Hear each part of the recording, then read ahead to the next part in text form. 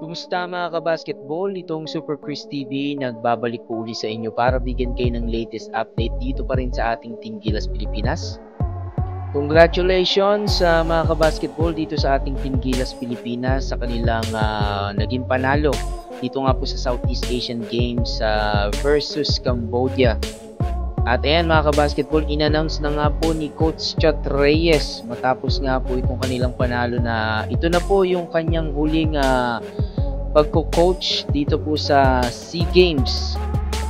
Ito po yung sabi niya mga kabasketball, at least I was able to go out with a gold medal. So sabi niya, win or lose, manalo't matalo, ito na yung kanyang last Southeast Asian Games coaching stint. And I promised that I would never coach in the SEA Games anymore. Ayun mga kabasketball. So sa SEA Games po pala mga kabasketball, no? But possible si Coach Chat Reyes pa rin yung hahawak dito sa ating Team Gilas Pilipinas dito sa paparating na FIBA World Cup. Ayan.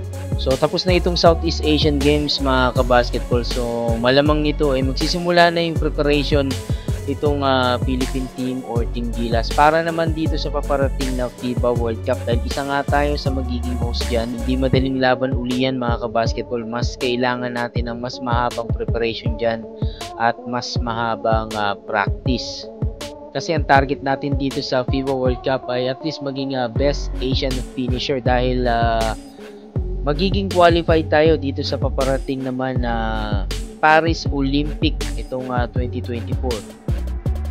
And reported nga mga kabasketball na magkakaroon itong ating Team Gilas ng mga series ng tournament or packet tournament at ng mga tune-up games dyan nga po sa US at sa Europe. So FIBA World Cup na to mga kabasketball, inaasahan natin na yung ating rosters dito ng ating Team Gilas, syempre ang gusto natin makita dito yung best of the best, yung talagang mga mahuhusay nating player dito. Maganda yung composition yan mga kabasketball ng mga pro, college at ng mga rookies.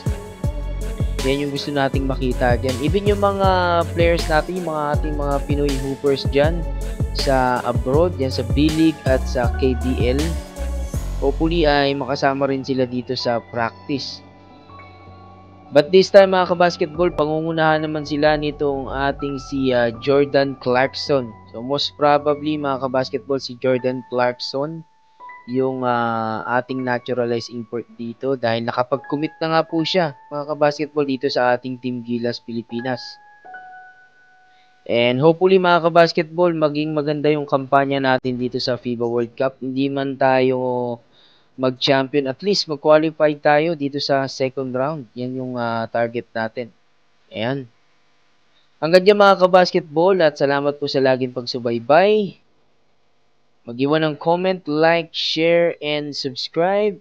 This is Super Chris TV.